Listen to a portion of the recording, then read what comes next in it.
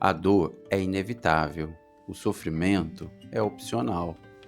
Nós tendemos a pensar que reagimos aos eventos que trazem consigo a semente de tristeza ou da alegria, mas na verdade reagimos ao que os fatos significam para nós. Nós só podemos sofrer por aquilo a que demos importância. Portanto, para evitar sofrimento desnecessário, por vezes apenas um passo para trás, desanexar emocionalmente e ver as coisas de outra perspectiva. É difícil, mas com a prática você aprende. Na verdade, uma outra frase budista nos mostra o caminho. Tudo o que somos é o resultado do que pensamos. É fundada em nossos pensamentos e é feito de nossos pensamentos. Para entender o budismo, basta manter uma mente aberta e o coração disposto. Olá, eu sou Cássio Augusto, eu sou terapeuta e hoje nós vamos continuar falando sobre o budismo, mas vamos pedir licença e trazer uma convidada que é uma filósofa que chama Lucilena e ela vai nos proporcionar uma visão de um dos livros sagrados do budismo com uma interpretação, com um ponto de vista da filosofia, o ponto de vista dos estudos dela. E vai nos dar uma perspectiva muito mais interessante sobre o tema. Agora eu vou fazer um convite para vocês. Tentem perceber na fala dela algumas coisas que a gente já conversou dentro do universo da dopamina, que é da neurociência, dentro do universo de outras espiritualidades. O meu convite é que vocês consigam perceber a ligação da filosofia, do budismo, que é uma espiritualidade, com as terapias, com a neurociência e com a psicanálise, a psicologia e todas as terapias que a gente conhece até hoje. Perceba que na fala dela, tentem ver a história da Dona Virgínia em uma das passagens. Tente lá perceber, depois no final a gente comenta. Tentem perceber a questão do copo cheio, de ser pequenos copos cheios. Vai estar falando ali alguma coisa. Então, as falas estão ligadas, as ideias estão ligadas. Filosofia não está desconectado da ciência. Filosofia não está desconectada da espiritualidade. Perceba as semelhanças ou as ideias que nos trazem. Aquele exercício que eu fiz com vocês sobre maturidade e imaturidade, são as máximas de maturidade que a gente conhece, que está no dicionário, é só você ler. Então perceba, preste atenção. Depois a gente comenta.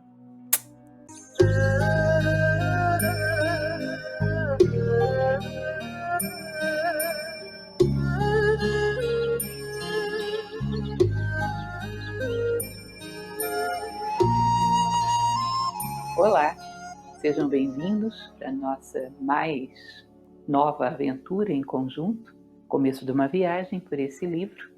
Aproveito já para mostrar para vocês a edição que seguirei, que é a edição da editora Pensamento. Hoje falaremos sobre o Dhammapada, sobre essa tradição tão bela que é o budismo, o seu livro considerado mais importante, o livro sagrado por excelência da tradição budista. Nós vamos começar, ele tem 26 capítulos, devemos hoje ver provavelmente os 4 primeiros, e depois vamos dando seguimento na velocidade que for possível.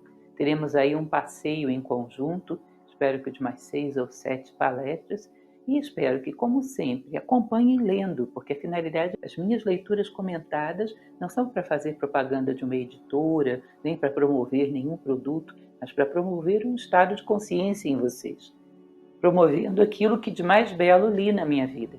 Então, eu espero que possam acompanhar com a leitura. Então, sejam bem-vindos ao Dhammapada.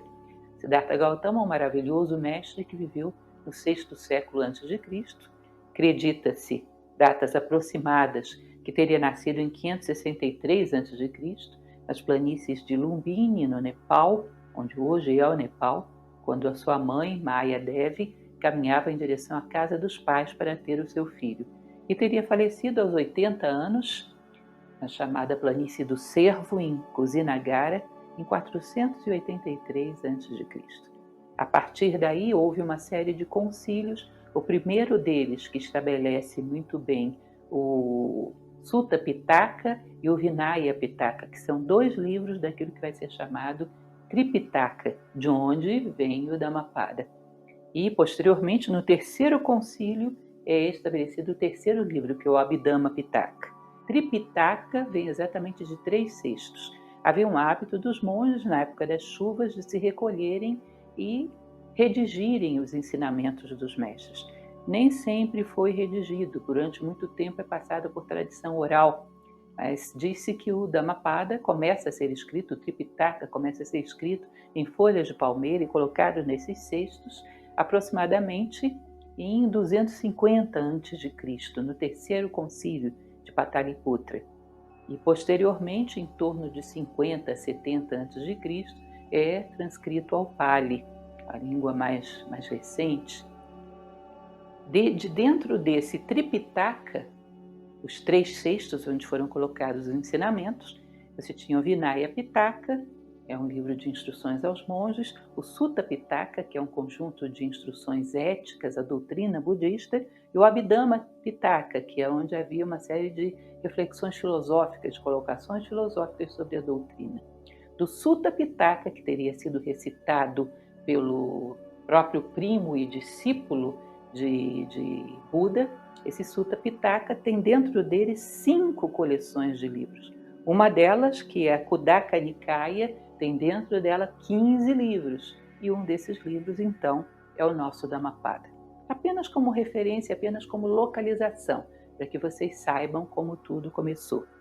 Essa transcrição, que muitas vezes em várias palestras falo, é comum que em tradições históricas, nas épocas onde a vida física se torna menos ativa, ou seja, outono, inverno, os homens se recolham para a vida interior, enquanto que na primavera, verão, prima a vida exterior.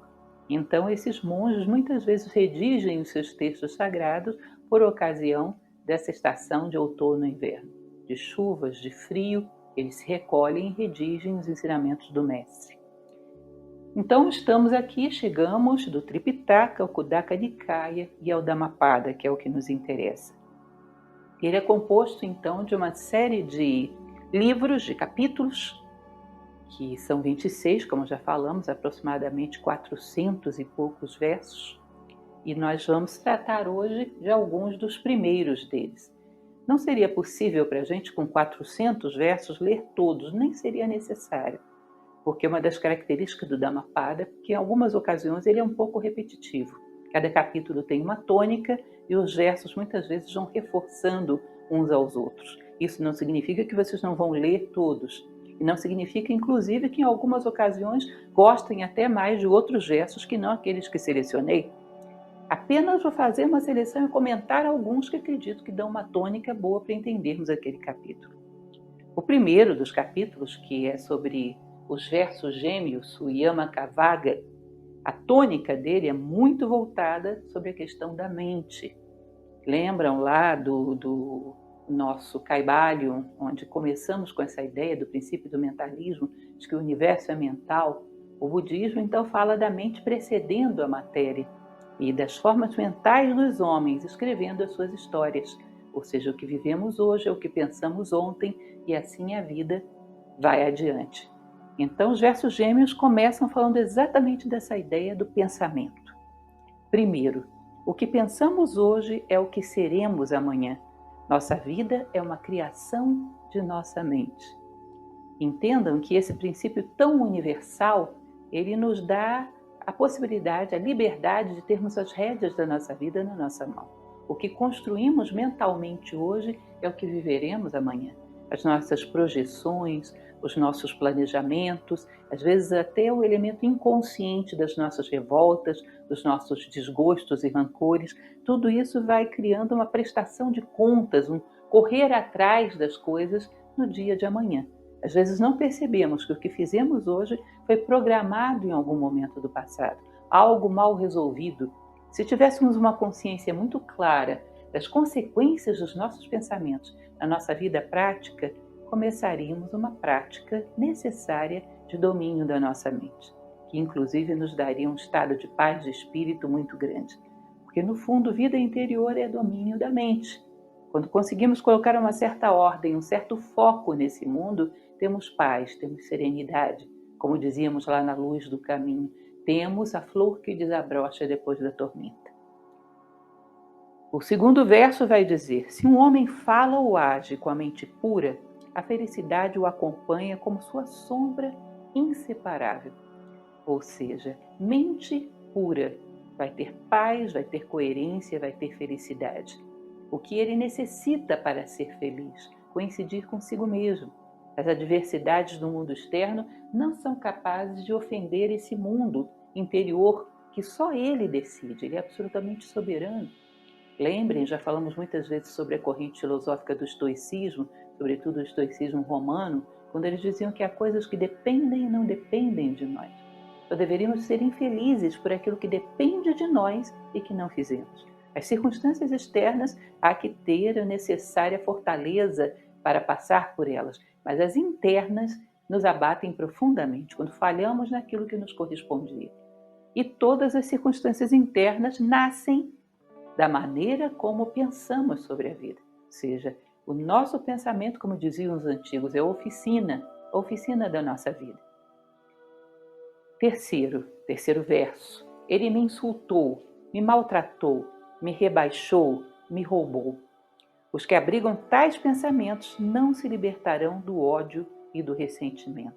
Ou seja, quem alimenta um pensamento de rancor, um pensamento de vitimização, que tanto temos falado, porque hoje é um vício terrível, isso vai ficar eternamente pendente da sua vida, eternamente achando que há fatores externos que justificam ele não ter ido na direção dos seus sonhos, não ter realizado a sua vida. Se torna uma bengala para a debilidade. Ou seja, não fiz. Por quê? Porque tais pessoas impediram. Não fiz. Por quê? Porque tais circunstâncias estiveram no meu caminho. Bom, e pessoas que tiveram circunstâncias muito piores do que essa e fizeram. Então, a nossa forma mental, a nossa resistência, a nossa incapacidade de passar por cima das adversidades é uma responsabilidade nossa. Não tomar fatores externos como bengala. Quem nutre esse tipo de pensamento fica travado na vida. Lembram que eu gosto muito daquele livro muito atual, que já fiz um curso a respeito, que é A Guerra da Arte de Pressfield, onde ele vai falar sobre essas racionalizações que nos impedem de correr em direção aos nossos sonhos, como armas da resistência. E aqui nós temos Raízes Profundas, um livro clássico falando dessa mesma ideia. O ódio jamais será vencido pelo ódio. O ódio só se extingue com o amor. Essa é uma lei eterna. Ou seja, lembrem do Caibalion, o princípio que fala que ódio e amor são, na verdade, vibrações diferentes de uma única reta, que é o sentimento.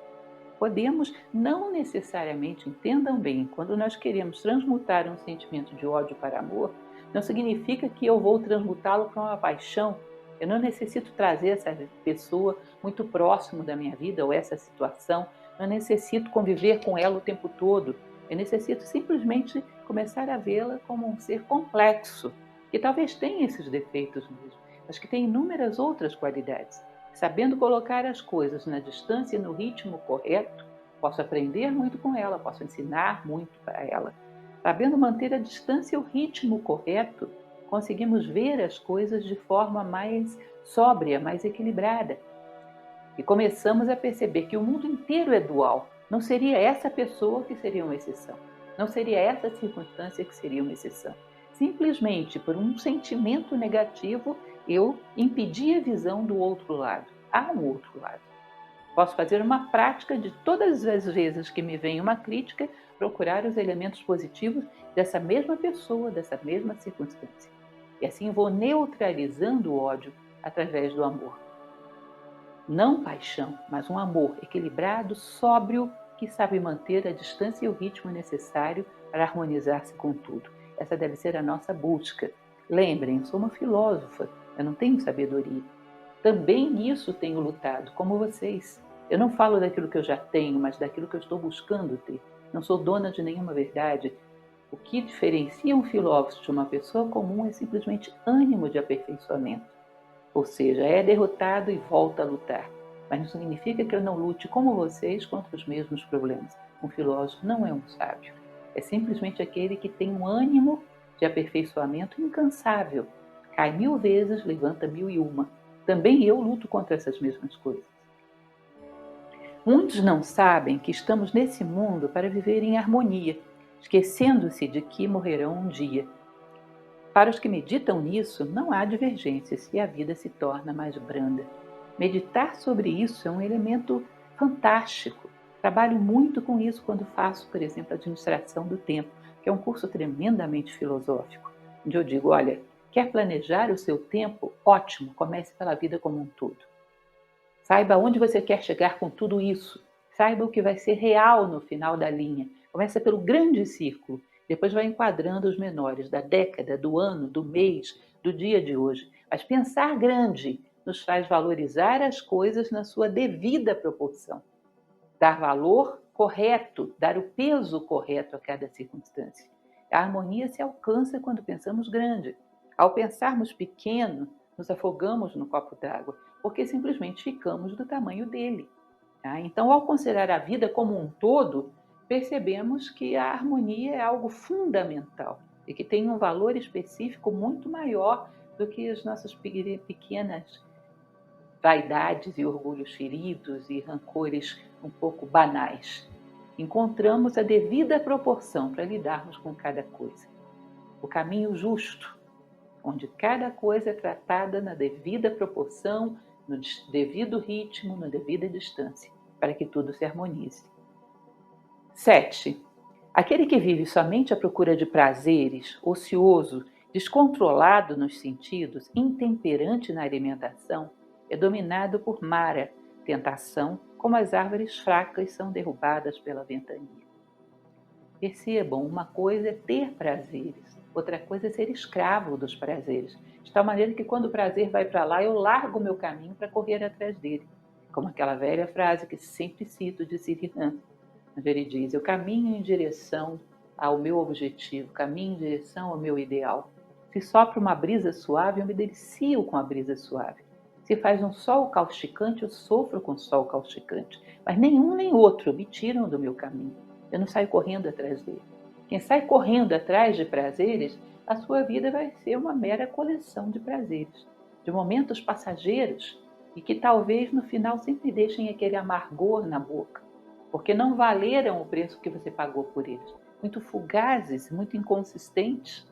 Então, ter prazeres, não somos medievais, nem queremos colocar aqui algum código de tentações e de austeridades. É simplesmente dizer que nós devemos saber onde queremos chegar e não deixar que elementos que não são maus em si, mas fúteis demais, nos roubem das coisas que realmente têm valor. No fundo, tem a ver também com a administração do tempo. A história de colocar o importante à frente do urgente, do agradável, do sensível. Colocar aquilo que inteligimos acima daquilo que meramente sentimos. Os sentidos são bons, são necessários e são ferramentas que nos trazem muitos elementos. Mas cuidado para não serem nossos amos. Eles não foram feitos para isso. E por fim, o verso 12, nesse primeiro capítulo, diz: quem reconhece o real como real e a ilusão como ilusão, com segurança alcançará a verdade. Percebam que ao termos essa grande dimensão de tempo e sabermos aonde queremos chegar com isso, quem somos nós e o que queremos chegar a construir em nós, temos uma noção de realidade, que podemos contrapor com elementos momentâneos, que são muitas vezes desvios do caminho que gastam um tempo precioso, o tempo é vida, que nos roubam um tempo que eles não valem. saber qual é o valor específico de cada coisa, saber como investir o nosso tempo, a nossa vida, precisamos ter uma dimensão grande de tempo. Precisamos querer saber o que é real, ter um amor grande e, para isso, confrontar o sentido da nossa vida com as coisas momentâneas. Quem tem a noção da realidade, e a máxima realidade que podemos ter é aonde queremos chegar com a nossa vida, o que queremos somar ao mundo. Queremos sair daqui maiores do que chegamos? Queremos fazer diferença para o mundo e para nós, ainda que uma pequena diferença, mas queremos ser fator de soma? Isso é o real. E com isso deveremos confrontar todas as circunstâncias momentâneas da vida. Verso 13. Da mesma maneira que a chuva penetra na casa mal coberta de palha, as paixões invadem a mente mal vigiada. A mente mal vigiada é dispersa, é sem foco. Ela não sabe onde ela quer chegar, então qualquer distrativo pode entrar e roubá-la de si mesmo. Lembre, a nossa identidade tem a ver com o nosso sentido de vida. Quem sou eu? Eu sou a Lúcia. E quem é a Lúcia? É aquela que quer chegar a ser mais justa, mais equilibrada, mais fraterna do que é hoje, ao final da vida. Essa sou eu. Eu não posso esquecer quem sou eu e me confundir com elementos passageiros. Isso significa uma casa mal coberta, cheia de frestas, por onde a chuva vai penetrar. Então, quando os elementos sensoriais banais passam pela minha cabeça, se eu sei quem eu sou, eu olho para eles e digo, lá vem um pensamento banal. Está passando um pensamento banal, tchau, o pensamento banal. Eu não corro atrás dele. E sei distinguir o que é e o que não é meu dentro da minha mente.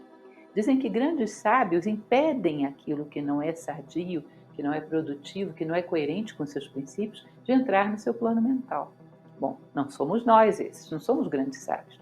Mas temos que aprender a reconhecer dentro da nossa mente, de tudo que está aí, quem somos nós e quem não é, aquilo que não é nosso. Lembrem daquela definição de inteligência, inteligere, escolher dentre, saber o tempo todo dentro do meu plano mental o que é meu e o que não é. E deixar que esse que não é passe, com uma mera observação de algo que flutua no plano mental, mas sem criar laços nem identidade. Seja uma mente atenta, garante que você não seja influenciado por aquilo que não é teu.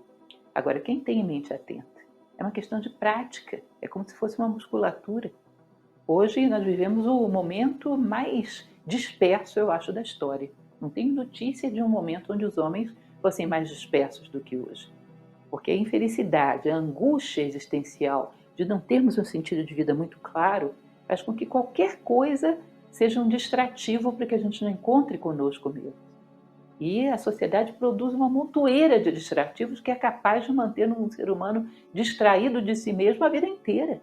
Vejam quando nos envolvemos numa coisa qualquer, num computador, na internet. A internet te rouba uma hora brincando. Quando você menos percebe, lá se foi uma hora, duas, três. Ou seja, distrativos de todos os tipos, nunca tivemos uma sociedade que oferecesse tantos. Então, se você quer fugir de si próprio, olha, tem muitas vias de fuga. Precisa haver um pacto seu consigo mesmo, com o seu destino, com o seu sentido de vida. E uma atenção concentrada nisso, como se diz popularmente, não tirar o olho da bola. Porque quem perde o olho da bola tem 300 coisas no seu campo de visão, na arquibancada, no portão, em todos os cantos. Tem 300 objetos para os quais ele pode se desviar e não voltar mais às vezes. São desvios às vezes perigosos e difíceis de se encontrar à volta. Formam vícios. Por fim, para esse primeiro capítulo, o verso 20. Falar e recitar pouco os textos sagrados, mas praticá-los, libertando-se da cobiça, da ira e de toda ilusão com verdadeira sabedoria, com a mente livre dos vínculos deste mundo ou de outro qualquer. Na verdade, este homem participa da vida santa. Ou seja, é tão interessante, vejam como é que é forte isso. Já havia nesse contexto, aliás, o budismo nasce num contexto já de decadência do hinduísmo, já havia nesse contexto a ideia do homem repetir para si mesmo palavras sagradas o tempo todo, como se isso de alguma maneira penetrasse na sua alma, gerasse um estado de consciência. Lembrem daquela frase que sempre repito, você não vive daquilo que come, mas daquilo que assimila. Então repetir frases sagradas sem a assimilar nada disso, sem trazer para a tua vida, é como uma outra passagem de um livro sagrado diz: a sopa e a colher. E fala que às vezes o homem percebe as verdades como a colher percebe o gosto da sopa. Ou seja, está grudado nela, mas não percebe nada. Já a língua, um mero toque, percebe o gosto da sopa. Então não é só uma questão de proximidade, ou de decorar, ou de recitar 1000 vezes um verso sagrado, mas é pegá-lo e ir para a vida com ele. Hoje eu vou andar com esse verso do Dhammapada. Enquanto eu não encontrar dentro de mim eco, eu não largo isso. Eu quero encontrar um eco na minha vida, como isso se realiza, o que isso tem a me dizer de prático. Muitas vezes pego isso, um livro como esse, e ando com ele meses a fio dentro da bolsa, enquanto eu não conseguir decodificar, traduzir para a minha vida prática, não largo. Porque não basta ler 300 vezes, não significa nada. É como a colher e a sopa. Bom, gente, o que primeiramente o budismo promove? O budismo promove, por meio da meditação, a você se conectar ou se harmonizar com o observador, que lá no Espiritismo a gente pode chamar de espírito de luz, e que pode ter inúmeros nomes dentro de várias espiritualidades. E o que é isso? Isso daí é ligar, na verdade, vamos trazer isso para colocar um nome científico nisso, que também é espiritual, vamos chamar de metacognição. Então, quando eu trago a metacognição e passo a observar a minha própria mente, que é o que o budismo mais fez ao longo de mais de 1000 anos, o que essas máximas vão me promover? Vão me promover o processo pelo qual eu devo passar. Vocês entendem isso? Então, no final de um processo terapêutico, onde o terapeuta vai funcionar como a sua metacognição, ou qualquer nome espiritual que você queira chamar, no final desse processo você sai mais maduro, mais amadurecido, porque ele vai te dar perspectivas que você, dentro de um processo doentio, não consegue ver, não tem a capacidade de ver, não tem condições de ver. Quanto mais doente é a mente, menos perspectiva ela tem, menos aberta a outras perspectivas ela está. Então vocês entendem que bacana que é esse processo de estudo desse livro sagrado específico, e da visão de uma filósofa que tem uma visão mais apurada, ainda mais afinada do que nós que não estudamos a filosofia, que lamentavelmente não estudamos. Porque o que a gente tem que perceber nisso tudo? É que a gente precisa se abrir para viver esses processos. A gente precisa curar velhas feridas, a gente precisa passar por alguns métodos terapêuticos específicos para primeiro nos habilitarmos, despertarmos, acionar nossas habilidades cognitivas dentro de qualquer meio, não importa qual seja. Se vai ser pelo meio científico, se vai ser pelo meio espiritual, não importa. O importante é que você ocupe o seu corpo e a sua mente com propósitos que retroalimente a sua dopamina, que seja capaz de te promover, de sair desse estado doentio, começar a acionar suas habilidades cognitivas, começar a atuar sobre o mundo. Escolha. Gente, meu canal ele é um convite para que você escolha dentre várias possibilidades, uma que te dê vontade, que te dê tesão. Então você está conhecendo um pouquinho do budismo, vem comigo, vem nessa jornada, vem tentar entender um pedacinho do budismo, vê se você gosta, se você se interessar, vai atrás dos outros livros, vai atrás da filósofa, do canal dela, ela tem um canal que eu vou deixar na descrição. Siga os pensamentos dela, mas mais que isso, não sigam passivos no sofá. Leiam, pesquise, se movimente. Um corpo saudável, uma mente saudável, ela se coloca em 2 processos extremamente sadios. O primeiro, de silenciar essa mente agitada, de parar e ligar o observador, despertar, e aí esse processo você faz parado. E depois o segundo movimento, que aí esse é puro movimento. Eu despertei, eu sei por que eu vim aqui, eu encontrei um propósito, agora eu vou agir. Eu vou estudar mitologia grega, eu vou estudar fantasias, o mundo da fantasia, o que ele causa nas pessoas, eu vou estudar cinema, eu vou fazer fotografia. Não, eu adoro a sensibilidade de olhar uma perspectiva de um. Porque nos meus vídeos eu coloco muitas fotos que são belíssimas, né? Aquilo ali é um estado de sensibilidade, é um propósito de viver. Ah, não, eu adorei o espiritismo, eu quero entender melhor o espiritismo, vá a fundo. Porque as espiritualidades, elas podem ser o seu propósito, o propósito que você ainda não encontrou, mas que você precisa encontrar. Uma mente e um corpo que não tem propósito, que não tem o movimento, ele adoece. Gente, é fato, ele adoece.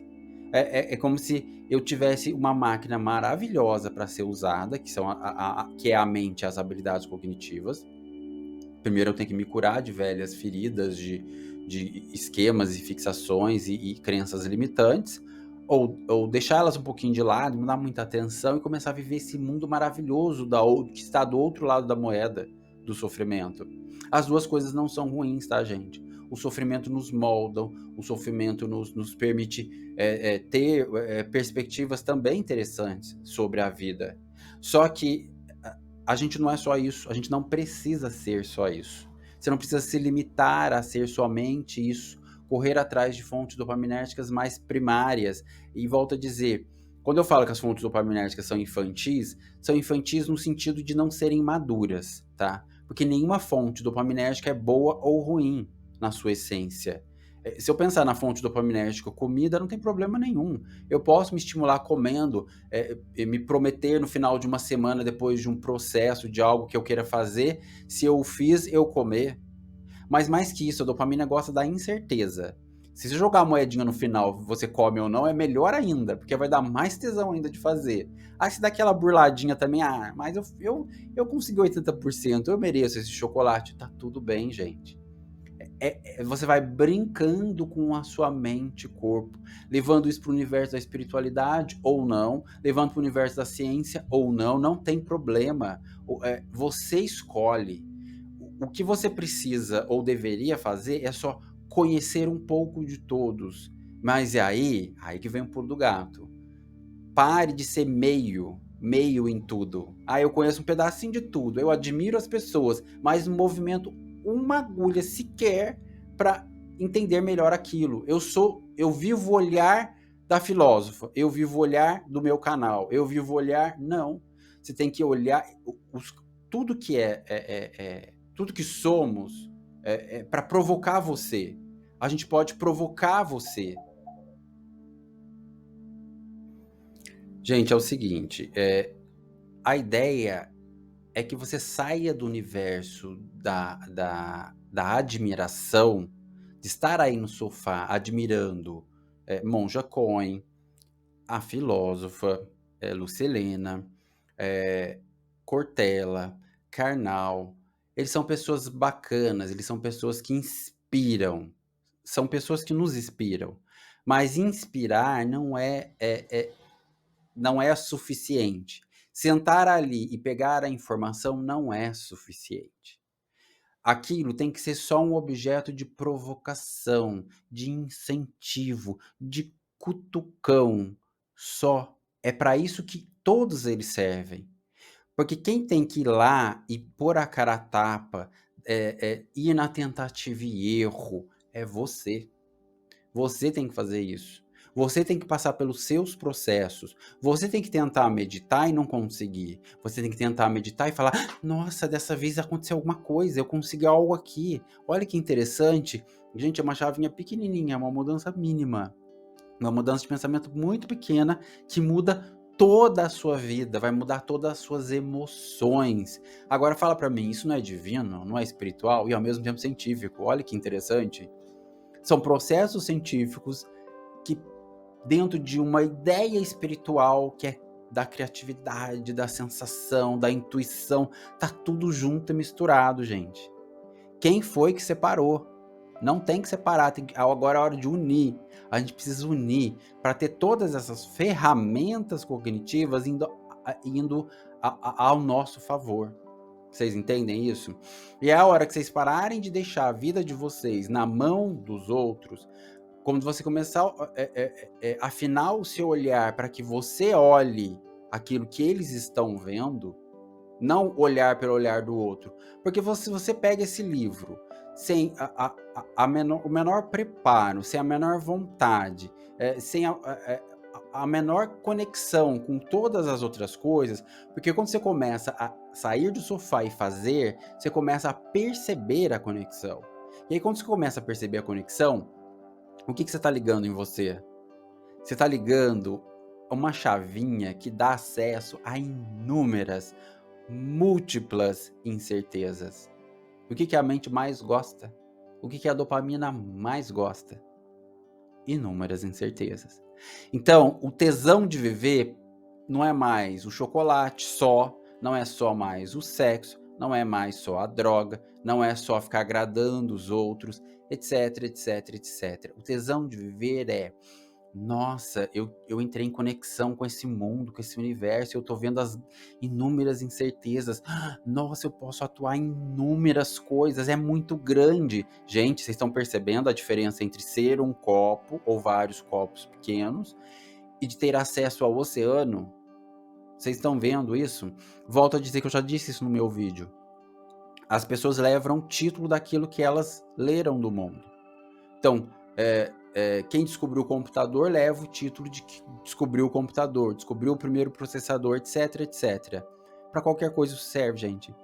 Mas, na verdade, ele só leva o nome de algo que estava lá esperando qualquer um de nós acessar.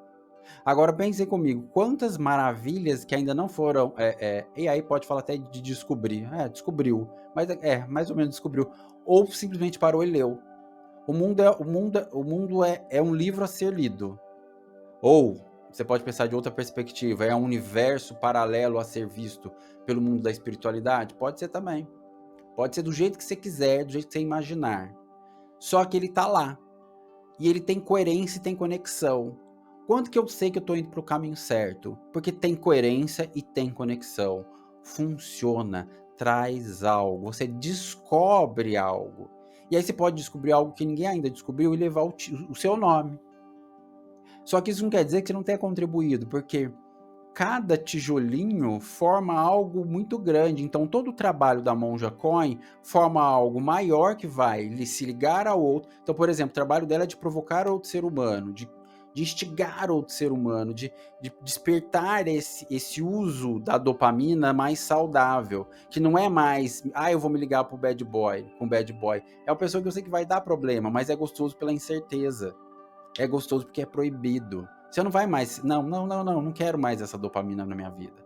Eu quero me ligar a algo maior, a algo grandioso, algo que me impulsione, me faça maior, me faça ter vontade de sair da cama, de ter desejo, que não é só a droga, não é só a comida, não é só o sexo. Eu vou usar de todas essas habilidades cognitivas e dessas ferramentas dopaminérgicas para me jogar nesse universo maior, de um plano espiritual maior, mental, espiritual, científico, o que você quiser, gente. Pode escolher. Alienígena, pode escolher. No final, somos máquinas muito previsíveis, tá? Por que as doenças são, no final, muito parecidas e coloca tudo num pacote? Por que existe o borderline? Por que existe o bipolar? Por que existe o transtorno de personalidade narcisista? Porque no final, dentro do universo das patologias, a gente acaba ficando muito, muito, como é que se diz? Parecido, gente. A gente, no final, a gente também é um livro a ser lido e a gente é previsível. A gente acaba sendo previsível. Porque dentro desses processos, a gente acaba quase que no mesmo lugar.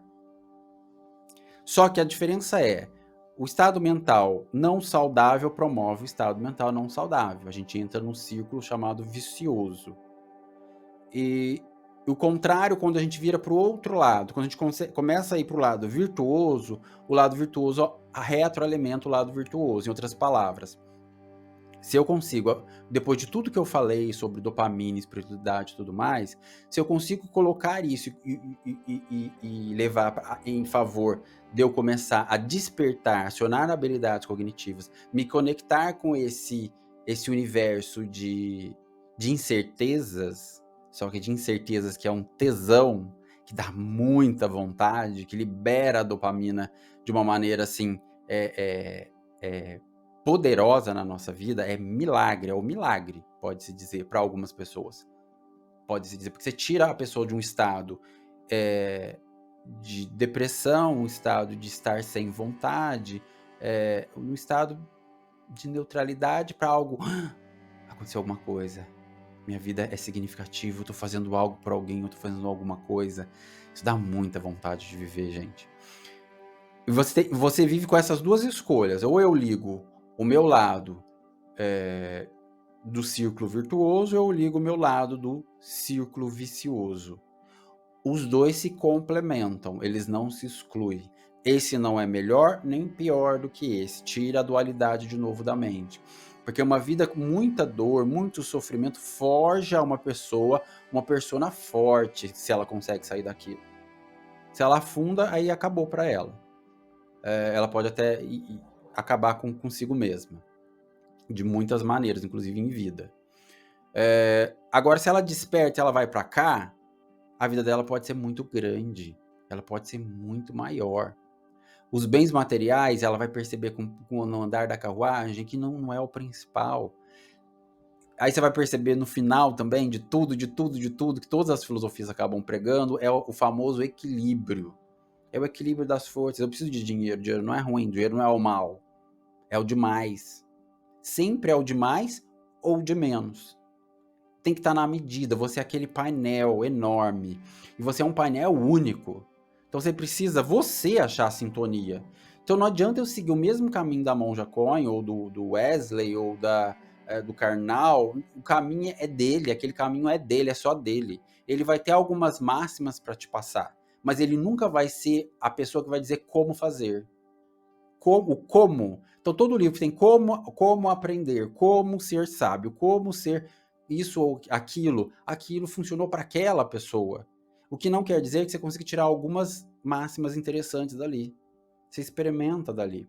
Mas vamos partir primeiro pelos maiores, pelos grandes livros sagrados, por exemplo, a ciência que você gosta, que você se interessa pela ciência, biologia. Então, o que a biologia já tem de livros para me oferecer sobre o assunto vírus? Amo vírus, adoro isso. Vai lá, tem lá, tá lá te esperando.